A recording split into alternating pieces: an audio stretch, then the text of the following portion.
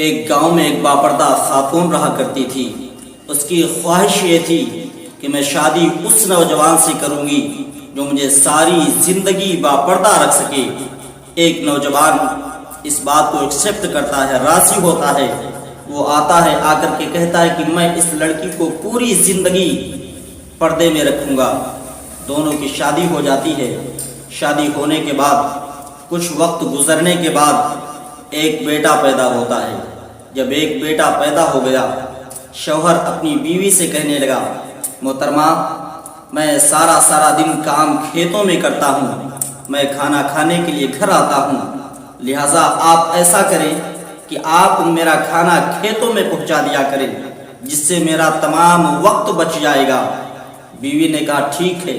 وہ راضی ہو گئی، ٹائم پہ کھانا وہاں کھیت میں پہنچانے لگی۔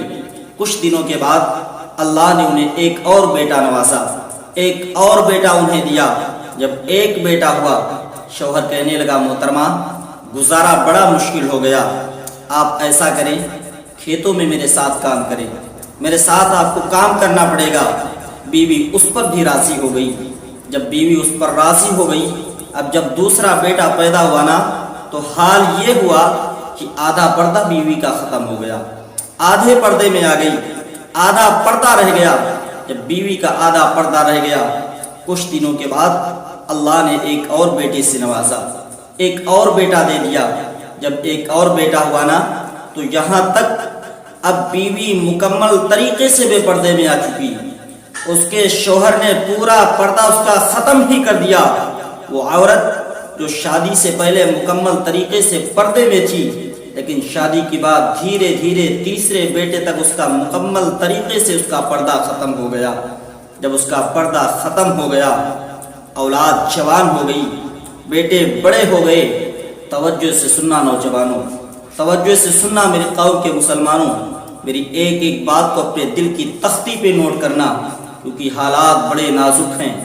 ہمارے گھروں کی حالات آج بگڑے ہوئے ہیں۔ وہ عورت، اب اس عورت سے اس کے شوہر نے ایک دن کہا، زور زور سے ہنس کے کہنے لگا، ہنستے ہوئے اپنی عورت سے کہا کہ محترمہ آپ بڑا پردہ کرتی تھی نا، دیکھو آج میں آپ کو مکمل طریقے سے بے پردے میں لے آیا ہوں، آپ کا میں نے پورا پردہ ہی ختم کر دیا۔ اب بتاؤ کیا فرق ہے پردے اور بے پردے میں؟ جیسے زندگی تب گزر رہی تھی ویسے ہی آج بھی گزر رہی ہے۔ کیا فرق رہا؟ آپ پردہ کیا کرتی تھی، آج تو میں نے آپ کا مکمل طریقے سے پردہ ہی ختم کر دیا، بے پردے میں آ گئی آپ۔ عورت نے کہا، میرے شوہر، میرے سرتاج، آپ ایک کام کریں، پاس والے کمرے میں چلے جائیں، میں ابھی آپ کو اس کا رزلٹ دوں گی، ابھی بتاؤں گی کہ پردہ اور بے پردے میں فرق کیا ہے۔ وہ شوہر اس کا اندر چلا گیا۔ وہ عورت کیا کرتی ہے کہ جھوٹ موٹ کا رونا شروع کر دیتی ہے، اپنے بالوں کو بکھیرتی ہے، بالوں کو جب بکھیرتی ہے رونا شروع کرتی ہے۔ اس کا بڑا بیٹا آتا ہے، وہ بیٹا جو مکمل طریقے سے پردے میں پیدا ہوا تھا، آیا، آنے کے بعد کہنے لگا، اماں آپ کو کس نے مارا ہے؟ کیا ہوا؟ ماں نے کہا، بیٹا تیرے باپ نے مارا۔ جب ماں نے کہا کہ تیرے باپ نے مارا، تو بیٹا کہنے لگا، بڑا بیٹا کہتا کہ اماں آپ کو اگر ابا نے مارا ہے تو پیار بھی آپ سے کرتے ہیں، ابا نے آپ کو مارا ہے تو محبت بھی آپ سے کرتے ہیں، ابا نے اگر آپ کو مارا ہے تو خیال بھی تو آپ کا رکھتے ہیں۔ خیر یہ بڑا بیٹا سمجھا کے چلا جاتا۔ یہ کون؟ یہ وہ بیٹا تھا جو مکمل طریقے سے پردے میں پیدا ہوا تھا۔